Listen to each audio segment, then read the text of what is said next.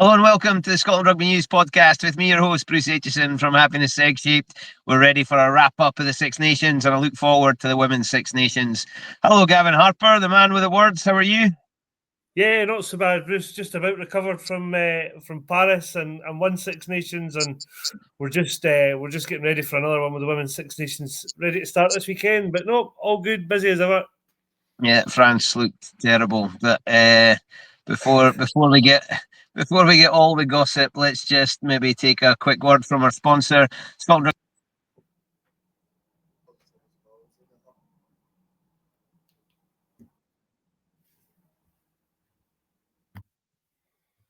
So have 10 seconds. Right, 5.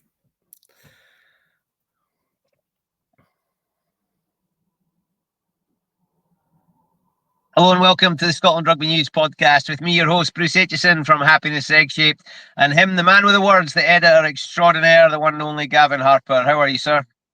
Yeah, very well, thanks, Bruce. Just about recovered from Paris, and looking forward to another Six Nations beginning this weekend with the women against Wales on Saturday. So not all good, busy as ever, but wouldn't have it any other way.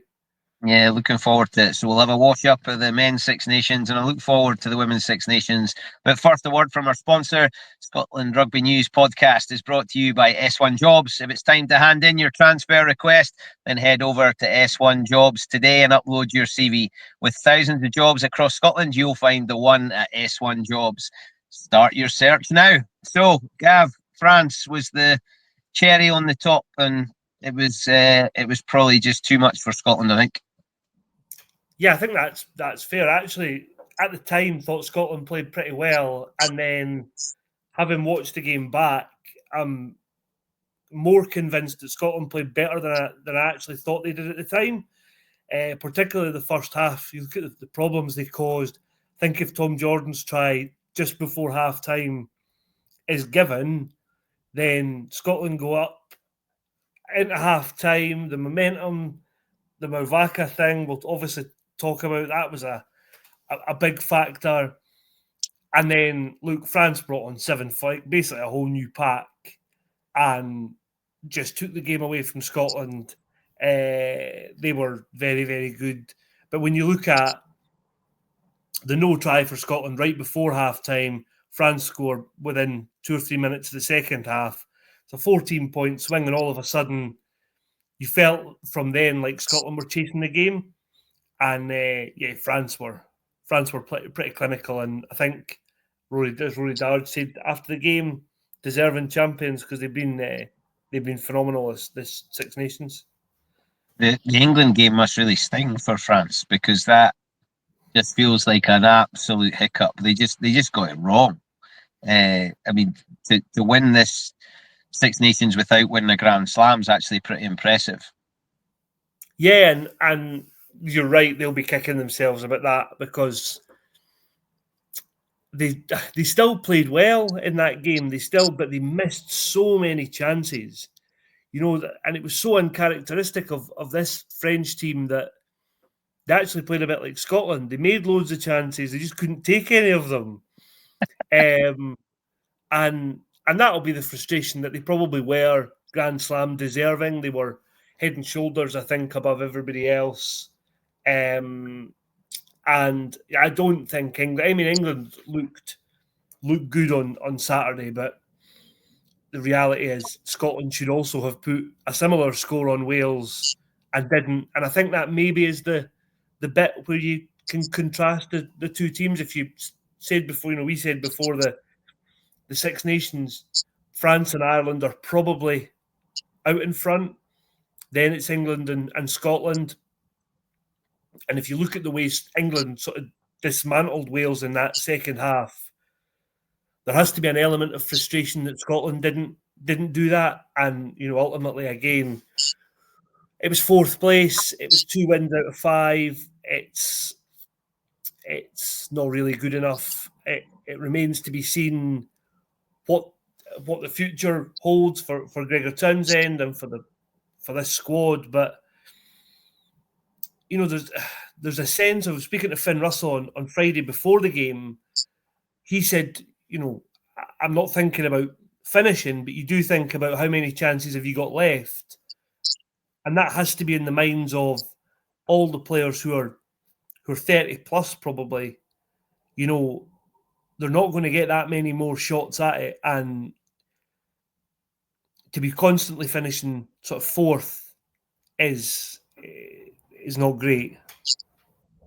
It's a tough one because I'd spoken to so many people over the Six Nations, and nobody really had England putting on a massive score against anyone. We didn't really think they had it in them to run away because of the way they've played and the team that they've picked. But they were, the word I would use is professional. They weren't necessarily that attractive, but they were very professional. I know there's not many people got a huge amount of sympathy for Wales, but we've been on the end of hidings. Like I'm no lover of watching that.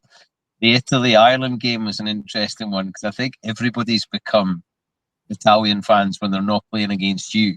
Like we all want Italy to do well, and some of the performances for individuals for Italy is very, very strong. But I feel like they're a bit like Scotland in that we keep talking about how good our squad is, but unfortunately, so is everybody else. You know, that French squad's unreal. That Irish squad is unreal. That England squad, it seems like it's gathering a bit of pace. The Italian squad is definitely getting better, and they seem like they love playing. They just want to play. And there's, like you talking about Finn Russell talking about how many chances have I got left. I reckon there's a bundle of boys in that Italian squad thinking, I need to hang on here because something's going to happen. Something big is coming here. I really hope it's not Scotland's expense, but it's just been another one of those frustrating championships for Scotland. Yeah, and you're right. It does feel like, you know, I think you said it before the Six Nations, England will sort themselves out at some point, and I feel almost the catalyst for that was that win over the Calcutta Cup win. They, after that, seem to have said, look, we're not going to win games by just kicking the leather off it. Let us play. And you know, their last two performances have been better.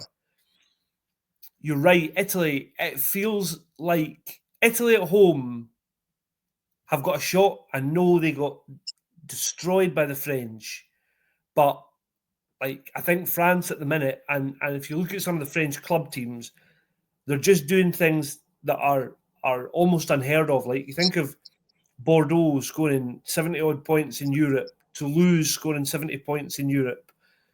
You know, I think everybody would have said long gone are the days of 70 points in Six Nations matches, and we've almost had it twice this year. And I think that says a lot about A, the quality of the French, but B, you know, how far into the depths Wales really are at the minute. And you're right, Scotland have been on the end of some hidings in the Six Nations, but thankfully it's never been that ugly. You know, like I can think of people walking out in the 2007 game against Italy when Scotland were 21-0 down after 5 minutes. But that actually didn't end up being a 50 or a 60 pointer. There were some ugly ones, probably, you know, the middle of the 90s, but against France and against England in the early 2000s. But I think the frustration from a Scotland point of view is that the performances maybe weren't 10 out of 10 or 9 out of 10, but they were in contention to beat England, and they played, you know, in the first half in Paris, they played well. But again, you know, Paris, they lost by 19 points. Against Ireland was just a total non-performance. And my problem with that is Scotland look no further forward, no nearer to finding the answers about how they beat France, how they beat Ireland, how they beat South Africa. And, you know, that's another Six Nations, I've said it before, another fourth place finish. And you think, well, is it now time for something new? Is it time for a change? Or does Gregor have what it takes to to break that kind of barrier down of Scotland going on to doing better things. Because I think the bit that gets lost in all this is that like some of the rugby, some of the attacking stuff is brilliant, and Gregor's clearly got a big part to play in that. So I think we lose sight of, is this the coach for us? Well, yes, in some ways it is, because the attacking stuff fits Scotland's shape perfectly, style perfectly. But, you're again stuck saying fourth. And as I said at the weekend, Italy are getting better, as you've just said. Wales can't be this bad forever. England seem to have overtaken Scotland already. That's the concern, I think. I said this before we started. The England game was a cup final. That felt like that was the third, fourth playoff. But it was such a damp squib by the end of it, because we felt like we should have won, and the game was uninspiring. We scored great tries, we played some nice rugby, but as a 80-minute performance, it didn't really get us off our seat. I'm not sure. The players are largely going to be the same. I don't think anybody's looking at the selections and saying they're missing and they're missing. Obviously we missed Sione, but that wasn't through selection. That was through unavailability. Xander had to put in 80 minutes, not against a French pack, against two French packs. That's a massive demand. Yeah, it is, and I think that's an area that Scotland you have to look at, because we can't just magic up a tight head somewhere. There's not a queue of tight heads behind Xander.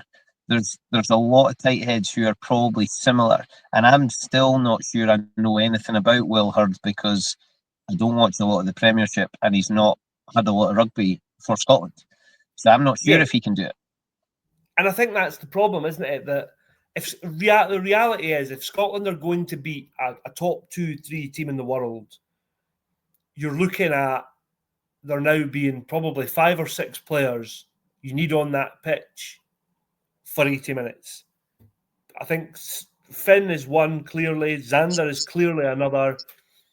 Sione has been but to be world class as a team, we need more than Xander being world class. We need Xander to be world class, and we need the backup to be of a level. The French pack that came on could have started.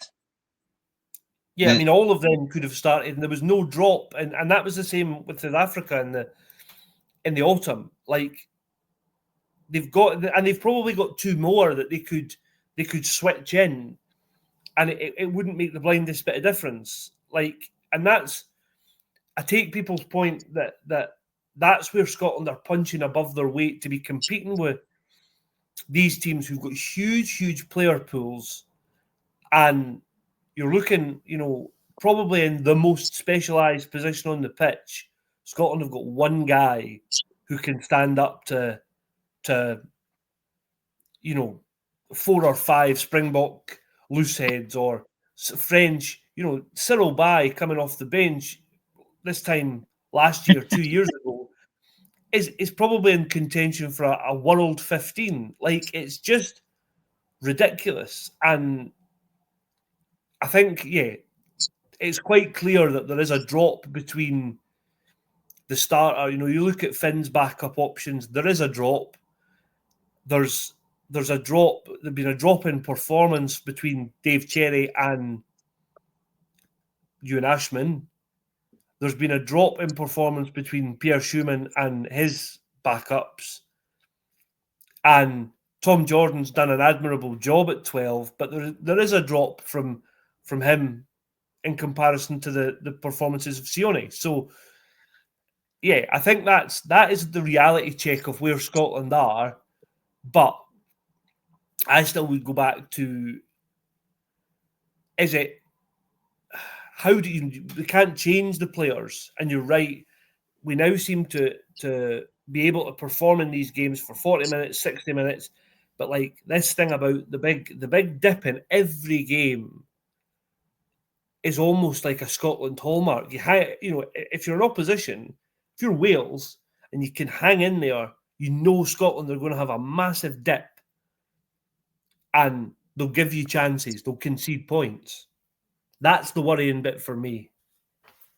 I'm interested. You say Dave Cherry there. I spent the Super Saturday with Magnus Bradbury and Johnny Matthews, who both reckoned Dave Cherry's a bolter for the Lions. They were saying, they reckoned that, Sheehan's likely to start, but they reckoned that Dave Cherry would go as a Lion. I mean, that's a pretty bold statement. Johnny Matthews and Magnus Bradbury were in agreement that they reckon Dave Cherry Lions. And I was like, well, that's. But we also had the conversation. You and I have discussed this on here. If you were picking a Lions squad in January, there was probably more Scots on it than there is now. Now there's no way evidence in that. Of course, there's not, and it's podcast talk. But there's probably a few Englishmen have stuck their hand up. The nominations for the player of the tournament just cracked me up. How you can have, like, forwards are now the most important thing in the world because you have a split of 7-1 or 6-2, yet not one forward is nominated for player of the tournament, and it just made me giggle. It stands to reason because backs do all the flash stuff that people notice. I kind of get you. I'm not sure I buy into that a whole amount. I think one of, if not both of the Currys, Ben Earl have all been excellent for England. Like Will Stewart's totally turned his international career around. I think he should start for the Lions at tight head. There's a lot of people picking that one. A lot of pundits are now saying Will Stewart's the starting tight head. Before this Six Nations, I would have picked two Irishmen to be the Lions hookers and probably Jamie George. I think now that looks like one of the most open selections because you've still got Dan Sheehan, Ronan Kelleher, but then throw in Luke Cowan-Dickie, Jamie George. Dowie Lake, I think, could be one of very few Welshmen. And then, the wild card is Dave Cherry.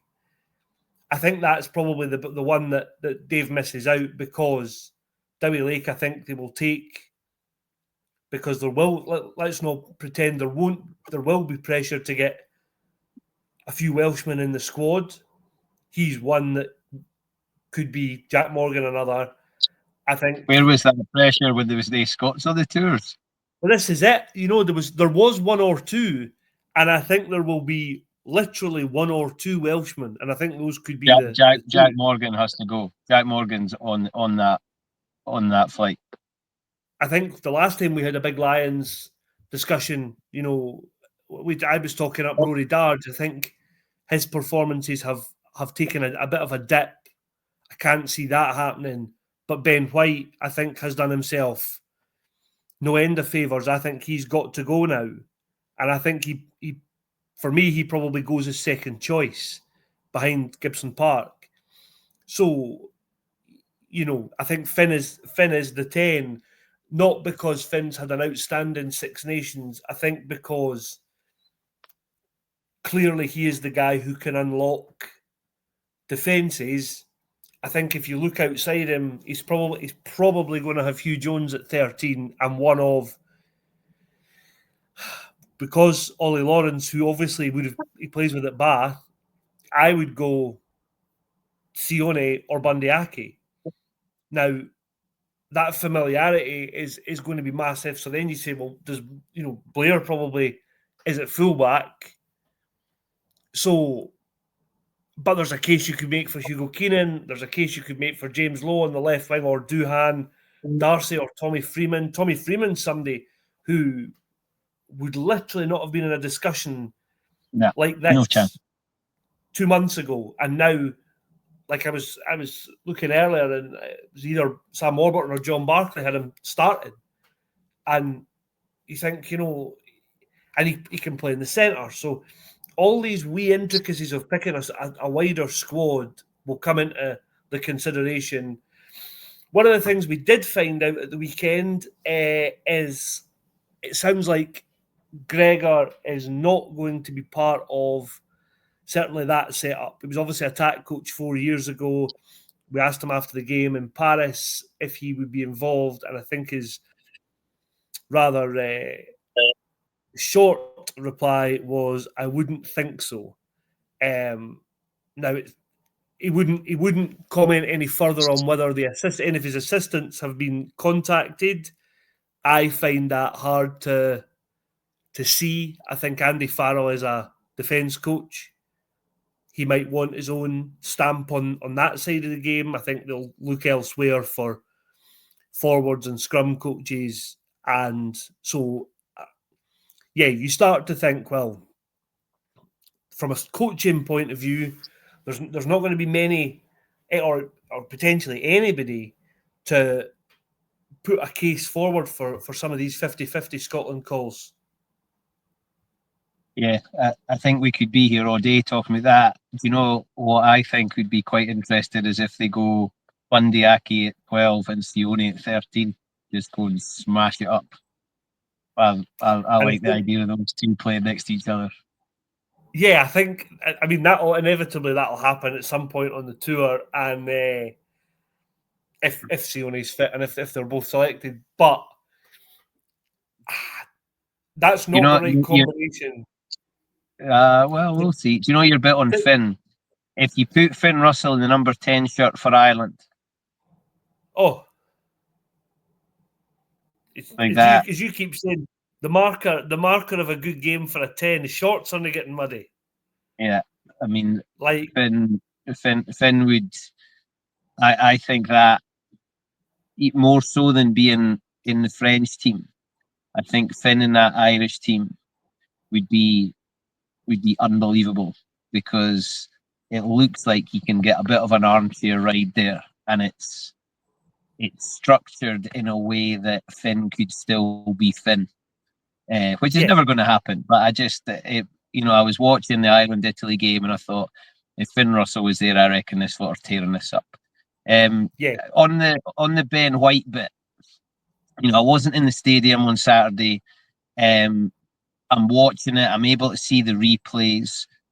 I just thought that whole incident involving Ben White was absolutely ridiculous. And I don't know, because you were live, I don't know if you'd seen the Ireland-Italy game, but what's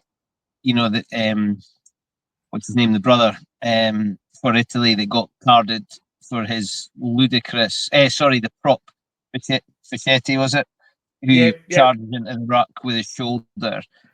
I mean, that was thought through. He could see it coming. He had time to consider what that was nonsense. The one with Ben White, that whole situation was absolutely ridiculous. Ramos should have been sanctioned the head, but Sam Warburton was saying some things last week that wound people up about the game being safe, and that was an absolute piece of nonsense. And for the referee to be able to watch that on the screen and not make a decision that's a red card, I just find baffling. And that's not a replacement. An act like that is a straight red. Couldn't agree anymore. And we were absolutely miles away from where it happened. And the minute, it flashed up once on our screens in front of us, and I think the Scottish press pack might be slightly biased, but there was a unanimous. Well, that's got to be a red card. Has to be. And we saw that once with no replay, with no context of the. I don't think they even showed the push at that stage. Ben White was lying on the ground, and a guy's dived at him with his head. There's a clip from years and years ago, 10 years ago, of Bakis Botha playing for South Africa, and he's chasing a loose line out against the All Blacks. And Jimmy Cowan, the scrum half, goes down to pass the ball, and Backie's both a headbutts him, and it's like, you know, it's play on, and it's just, it was like something like that, like something from 15 years ago that we've tried desperately to get out of rugby, and these officials had so much time to look at it. 3 of them saw it, presumably live. It was after the whistle. It wasn't any kind of foul play tackle, or has somebody made a late like, the guy's headered him. If you did that if you did that anywhere else, you'd be in serious bother. But to then, so it 100% should have been a red card on the pitch. And this is the big problem, and this is why I've said from minute one, the 20-minute red card thing doesn't work. It's a total cop-out, and it just means refs give yellow, it goes to the bunker.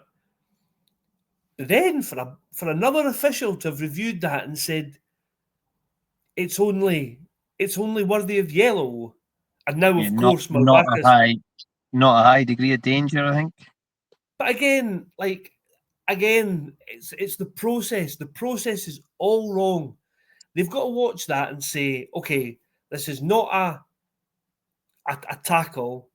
It's always illegal because you can't tackle somebody with your head. You can't make any contact with somebody with your head. The whistle had gone. It's obvious foul play. There's no mitigation because it's always illegal and it's foul play. Has to be a red card. And I'm not sure. The worry for me is that we keep having these conversations about referees, and they've just got that process so badly wrong. And of course, now Malvaka's been cited. He'll end up with a ban that affects games for Toulouse that he probably wouldn't have played in anyway. If it's dealt with as a tackle incident, he might even get the option of going to the old tackle school, knock a week off the ban, and the whole thing could have and probably would have played a massive part in how France deployed that 7-1 bench. Who they took off would have been a serious consideration. Like, it was just farcical, and I think it's really sad again that we're sitting talking about referees, but there has to be a concern that we've lost a group of refs who had bags and bags of experience at the very, very top level. And yeah, Matthew Carley's an experienced referee, I get that. But we don't have the likes of a Wayne Barnes or a Nigel Owens who have done 50 plus test matches. That whole crop seems to have gone. And yeah, it's for me, it's a worry because that was just ludicrous. I didn't realise it could be cited. I thought when things had been dealt with on the day and a sanction imposed, I didn't realise that you could then bring that citing into play. So in some ways it makes me even more annoyed that there's, you know, if they turn around and say, right, you're now getting a ban, this is now happening, it just makes the decision on the day even more ridiculous. When I saw it, it frustrated me. I felt like, you know, Ben White, there was no need for that to happen to Ben White. Thomas Ramos, it was like when you were in the playground, you used to hide down behind somebody and somebody would push you over, and you know, we all thought that was funny at the time, but now you realise how stupid it was. But even that push was ridiculous. Potentially go down to 13 players for 10 minutes and then 14 for the rest of the game. The whole thing, now it's not going to change the result, and there's, in some respects, there's no point bumping our gums about it, but incidents like that cannot be allowed. Well, they cannot be allowed, full stop. That's what that's saying, that's okay to behave like that. Yeah, exactly. And, you know, I know there's a lot more than the black and white of the laws that goes into taking charge of a big game. You know, how many times do you watch games of football, particularly, where there'll be somebody flies in with a rash challenge early doors, and it's in say a Glasgow derby or a Liverpool Man United, and they don't get booked because of the scale of the occasion, and a ref doesn't want to make a big decision if somebody 10 minutes in is potentially getting a second yellow. France at home going for the Six Nations, I get that there's an extra pressure there, and that's only natural that possibly comes into, oh, I'm about to send a guy off here for... Now, I haven't seen a picture where Mauvaka makes flush contact with Ben White's face, but I don't think it matters. No, and I think that is the other side of the argument, is people are saying, well, there's not conclusive evidence that he does crack him in the jaw or in the face. But for me, the minute you attempt to headbutt somebody on a rugby pitch, just go and get your kit and go up the road. Who's the comedian that says folk that get charged with attempted murder should get longer?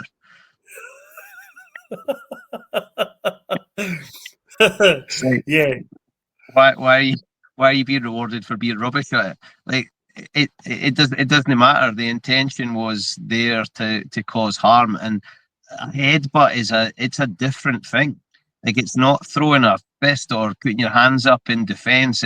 To throw your head into somebody is there to do damage. The whole thing made me sad, and I'd actually listened to something on Saturday morning, and this guy was on ranting about how rugby's boring, doesn't understand scrums, doesn't like the whole, oh, we're better than everybody else, and we're and thinks it's too complicated and all.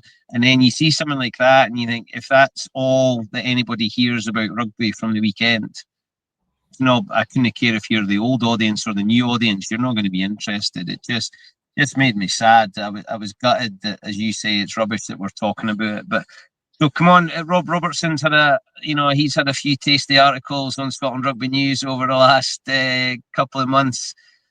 What happens in the wash up? I've heard David Nucifora's name whispered. I've heard it said over the last month or so.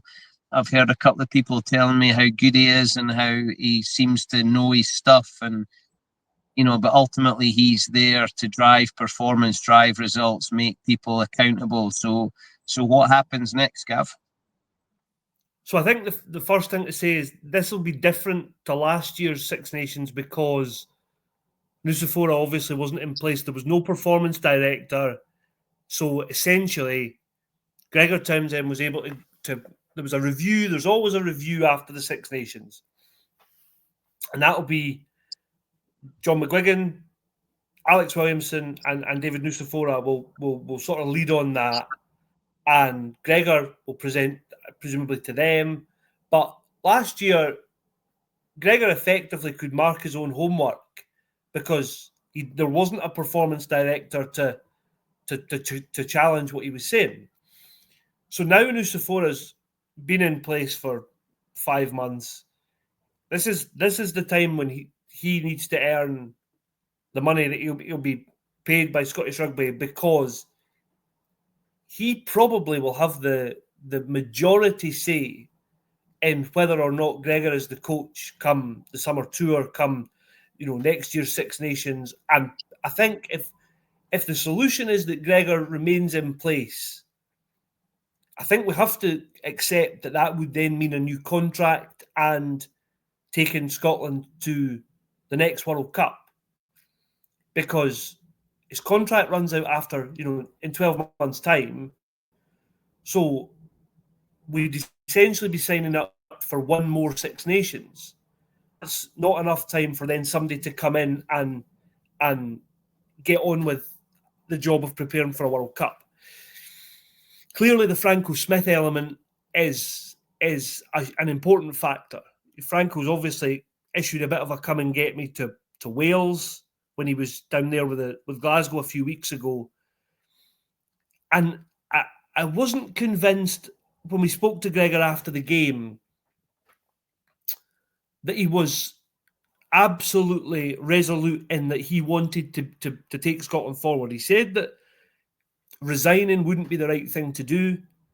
But then he said, he would be emotional after, in the days after the game when he watched it back and realised the sort of missed opportunity. So basically now there will be a review. I expect that may run into next month. And I suspect then we might have a bit more knowledge of what happens. Last year, John McGuigan, Scottish Rugby chairman, said that 2 wins was an unacceptable outcome. Finn on Friday before the game, and this is only a player's view, but he's the most experienced player in the squad, admitted that 2 wins wouldn't be an acceptable outcome. So we're now in the realm of back-to-back unacceptable Six Nations in terms of performance, in terms of results. Can Gregor turn that round?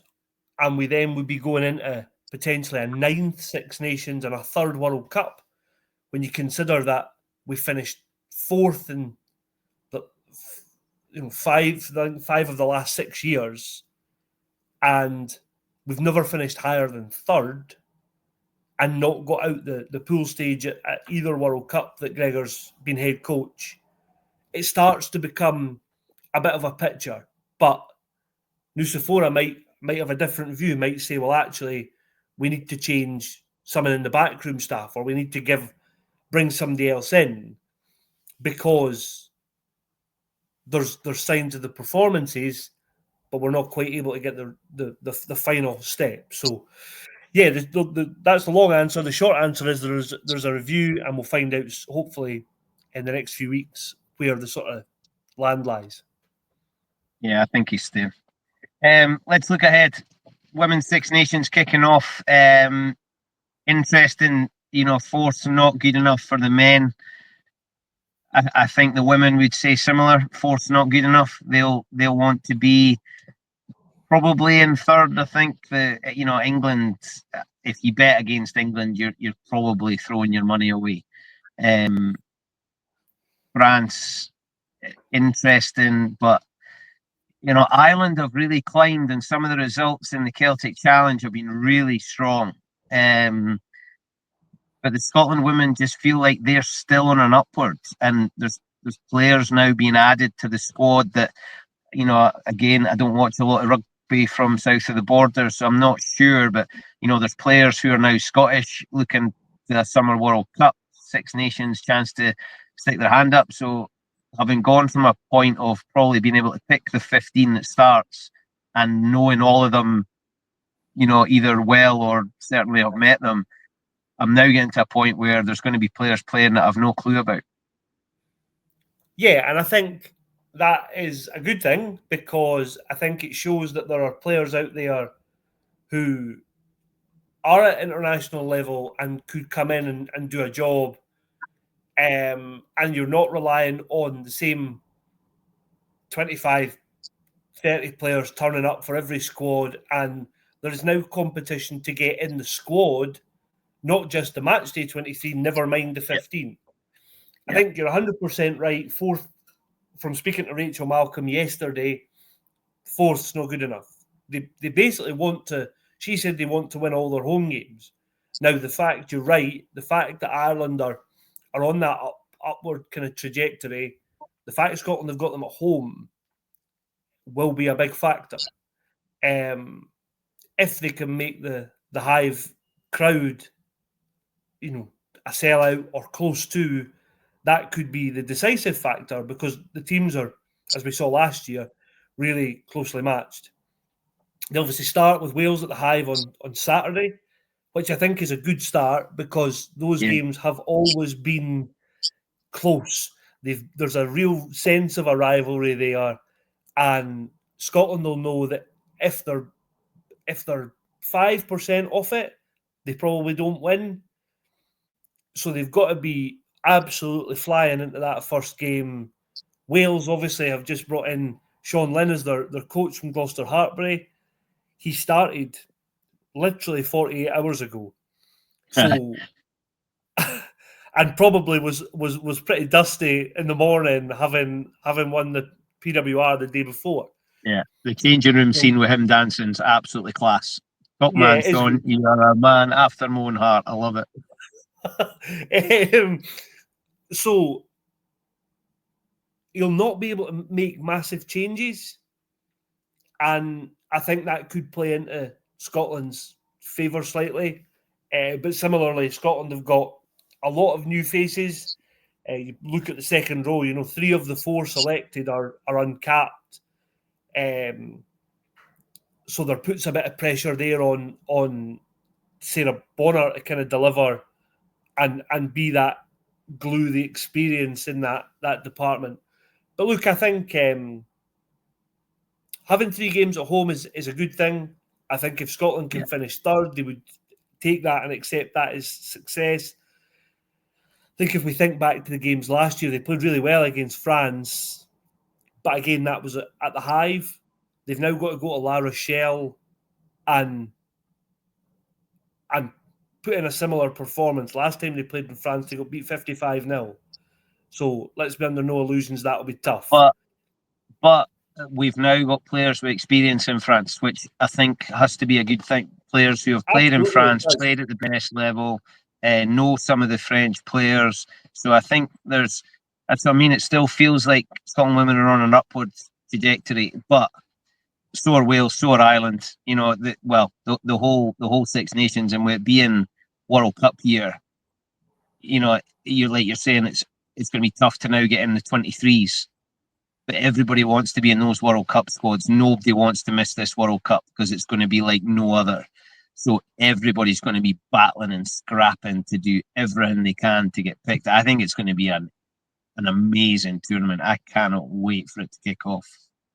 Yeah, I think you're right. I think there's a lot of, when you look at the growth of women's sport and women's football was sort of launched by that World, the Euros that was here, and the Lionesses and all that kind of stuff. It feels like the Red Roses are maybe already on that sort of path, but the rest of the sport feels like it's just about to sort of have a bit of a lift. I think you're right. I was at the Commonwealth Games Sevens finals the night that the Lionesses won, and the whole place went nuts. But this World Cup brings the Lona Mar, it brings the Aussie Sevens players across, and it's also got all the home nations. So it's not just England. It's a chance to really engage the whole place. I think it's going to be immense, and it's the Six Nations. It's not the warm up by any stretch, but the Six Nations has a massive chance to ride the wave, or the whatever you call something before it's a wave, to use some of that energy and enthusiasm before it hits the World Cup. But for these women that we've watched over the last however many years, this next 6 months or a little bit more, it's going to be the biggest 6 months in their rugby careers. It is, and we've said before, I always felt like when Scotland qualified for the World Cup in New Zealand, that was their World Cup final. To have made it there after 10 years away felt like, right, we've done it. And we'll go and we'll play against Australia, we'll play against New Zealand. They played Wales again there, but almost the results were secondary because they had made it to the World Cup. And I think when the players reflected on that, they probably felt a sense of frustration because there actually were opportunities to win 2 of those games. And now the standard has to be, we're going to this World Cup. Yes, the pool is looks tough, but there is a second place definitely available. It's probably going to come down a shootout with Wales again. And I think that's why this game at the weekend is so important, because it's even psychologically, it'll frame that whole build-up to the game in the World Cup. And if Scotland can win at the weekend, does it maybe just give them a psychological advantage? I don't know, but totally. But it's they had to go through the last World Cup to get to this World Cup. It's like Newcastle. They had to go through 2 years ago to then beat Liverpool at the weekend. There's the fairy tale, and then there's sometimes the harder reality. But no, listen, big fella, it's been great. It's been an incredible couple of months, and the good thing is we get to get right back on the roller coaster with the Women's Six Nations. It's going to be an absolute belter. Cannot wait. Been great to chat to you, big fella. Scotland Rugby News Pod was brought to you by S1 Jobs. If it's time to hand in your transfer request, then head over to s1jobs.com and upload your CV now. With thousands of jobs across Scotland, you'll find the one for you at S1 Jobs. So start your search today. See you soon, big chap. Hopefully at the Hive. See you soon.